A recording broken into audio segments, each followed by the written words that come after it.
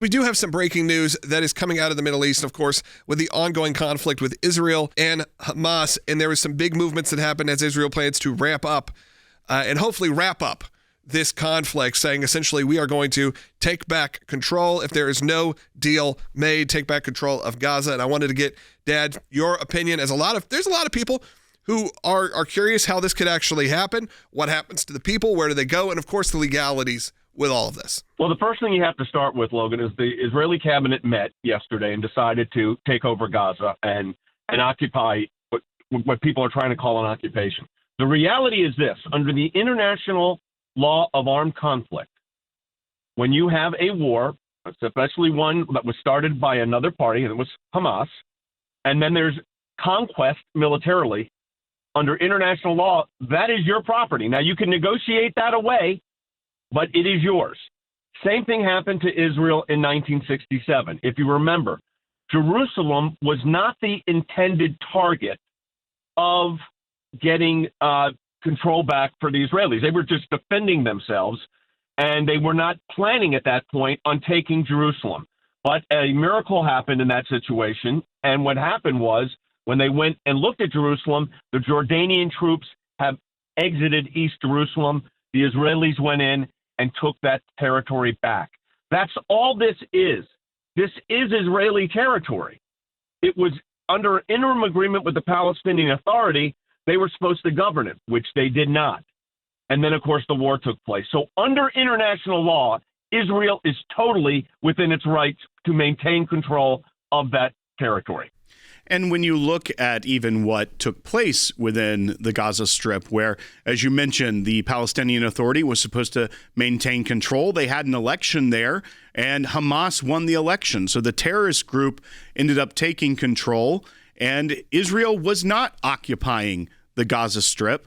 And I think it's just important to reiterate to people that may have not followed this as closely as you have and studied the history behind this, that the terrorist organization that took over and then used that as their staging ground to launch decades of attacks, but most recently the horrific massacre of October 7th, that if anything, the war has gone on too long because of Israel following all the rules under the international agreements and the law of war that Hamas does not follow along. Well, of course, that's subject to an issue right now at the International Criminal Court in The Hague, which we're involved in, on the legality of the armed conflict in Gaza, which Israel did not violate international law of armed conflict, number one. But number two, you got to understand, as you said, the history here, and Gaza was part of Israel. There wasn't a pullout until, I think it was 2002. And then Hamas came in the vacuum. That was a political mistake. The Israelis should have never gotten out of Gaza in the first place. And now, of course, it is the staging ground for Hamas. So the only solution here is to take the land back to its rightful owner, and its rightful owner is the state of Israel. Now, the complication is, what do you do with the people? The initial plan is to relocate these individuals to the southern portion of Gaza, which is less of a military significance. It's easier for Israel to control and reside there. Will other countries take these people in? That's to be determined. But I think Israel was well within its rights to do what they did. You still hope that you can get hostages out, but that's looking very difficult as time has gone on here. And you can't forget that international law controls, and Israel's on the right side of international law, regardless of these out of control, international tribunals. Well, and beyond that, too, there's also the media war, and I think that's going to be one of the most important ones. When you hear these kind of headlines, of course, it's going to be spun as a negative towards Israel, and we're going to have to be able to combat that from a PR standpoint. Israel's going to have to combat that, because when the headlines come out, it's going to be Israel to take over Palestine, Israel to take over Gaza, to displace people, to move people into areas, refugee areas. That's a concern, because we have seen, and we were talking about this last night, even on the right, a turn against Israel over the last number of months.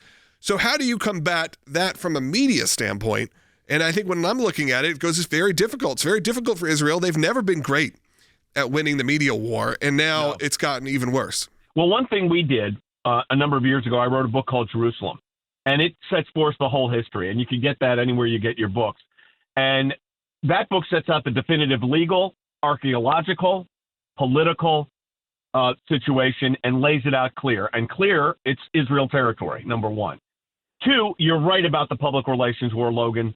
Israel has never been good on that. And that, unfortunately, has played into its enemies who have a better control over their narrative in the media. So I think what has to happen here is the Israeli public relations, which is their media, has to start putting out clear messaging points as this activity increases. And then our job is going to be able to make sure people in the United States understand exactly what's going on here. And that's why it's so critical to support the work of the ACLJ, because you support both the legal efforts on our behalf, but on their behalf, on the Israelis' behalf, but also the media efforts on the state of Israel's behalf. It's very, very important.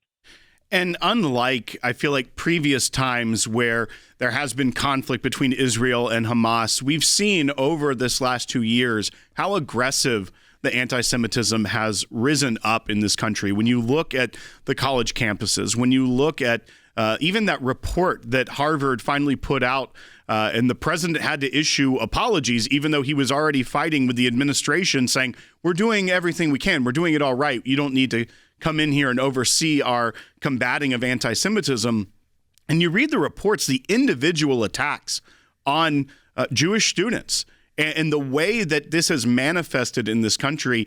And not only do we fight it in the media or fight it in international tribunals, but we also have a long history of helping professors at colleges that have felt discrimination or have been discriminated against because of anti-Semitism, or students that aren't able to get the education or that are targeted for the being Jewish on college campuses. That is also a key component of what we do here. It is. And by the way, that situation is not getting any easier. And you got to fight it within the church, too.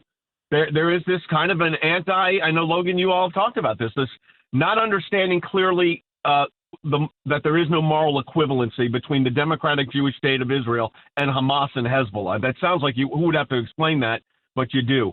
But part of this is the educational process we're engaged in, and also aggressively defending Jewish students and professors when they're being harassed, and we're doing that. The ACLJ Jerusalem, which you've heard Jeff Balaban on our show every week, pretty much giving these updates. The reason why we have that is it goes both ways here.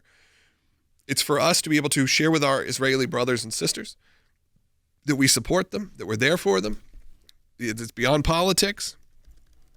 But it's also so real information that's happening actually in Israel can get back to us, can be shared.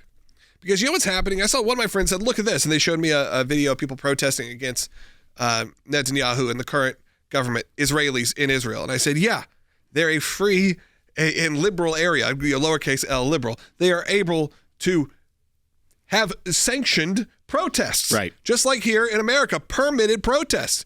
Because they have at least some form of freedom of speech. Now, you go all the countries around them, not quite. Sure, there has been some little pockets of uprising against Hamas, but do you hear about them on a massive scale? No, because why? Your life is threatened. Your life is not threatened if you're in Israel and you're protesting against your government. Because that is, again, what that country is like. It is as close to an American values, if you will, in the entire Middle East. We are so excited to announce the ACLJ's brand new app, completely redesigned to provide you with the best tools available to partner with us at the ACLJ. You can watch the daily Sekulow program, sign the petitions, customize your ACLJ membership experience, donate with the click of a button, and receive up-to-the-minute critical updates that the mainstream media can't censor. Just scan the QR code on your screen or go to your phone's app store, search ACLJ, and click install. It's that simple.